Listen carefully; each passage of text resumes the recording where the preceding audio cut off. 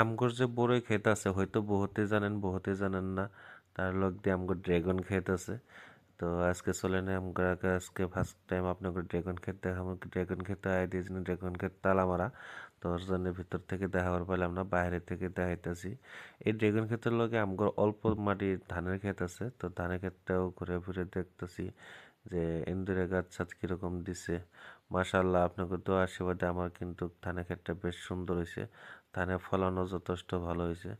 এই আমগর ধানের ক্ষেতের পুকুলা আর একটা আমগরে বগুড়ি ক্ষেত আছে। এই বগুড়ি ক্ষেতটা আপনাকে দেখাইতেছি। এবার বগুড়ি ক্ষেতের অবস্থা খুবই জটিল।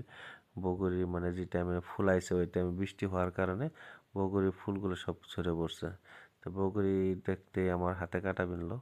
তার লগ দিয়ে এই দেখতেছেন না, এই ঝুঁকা যে কটা বগুড়ি দেখতেছেন তার থেকে বেশি হয়। তো বগুড়ি খেতে ঘুরে এখন আমগরের যে পুরানা আর একটা যে ড্রাগন ক্ষেত আছে ওই ক্ষেতটা দেখাইমু। এই রয়েছে পুরানা আমগর ড্রাগন ফার্স্ট এডের নতুন ক্ষেত করা হয়েছিল। এই ক্ষেতে এই জিনিস নাকি দেখতেছেন, যেহেতু আমরা অর্গানিক ক্ষেত করি, অর্গানিক ক্ষেত করার কারণে আমরা পয়জনটা ইউজ করি না।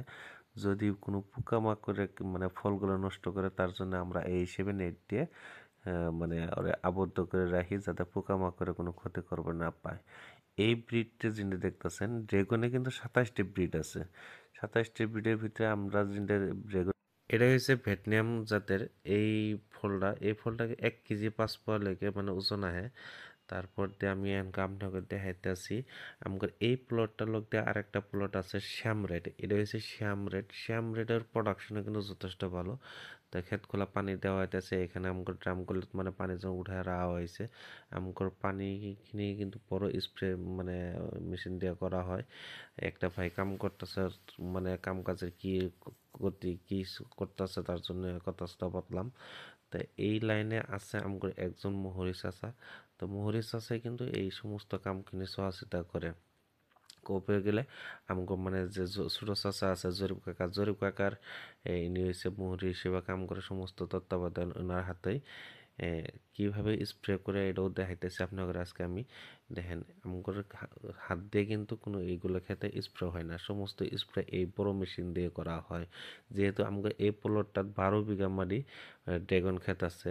আর এই মেশিন দিয়ে আমগো আজকে দেওয়া হইতেছে ঘাস মারা স্প্রে এই কারণে দেওয়া হয় কারণ আমগো লেবার কস্টটা বহুত বেশি। এইভাবে মেশিনটা টানা হেঁচড়া করার কারণে আমগো এই মেশিনটা ভালো। এই যে ট্রেড যে দেখতেছেন এগুলো পুলি, যদি কারো পুলি লাগে যোগাযোগ করবেন আমার চাচার লগে। যেহেতু আমাকে চাচাই মানে এইগুলো ক্ষেত সমস্ত হিসাব পাতি ওনার কাছে। আর এই স্প্রিংকলার দিয়ে সেটি এই ক্ষেতগুলো মানে পানি দেওয়া হয়। তারপর আমরা এই একটা ফল কাটলাম, ফলটা খাইতে আমরা আমগা বাড়ি এইখানে আসলাম করে আজকে।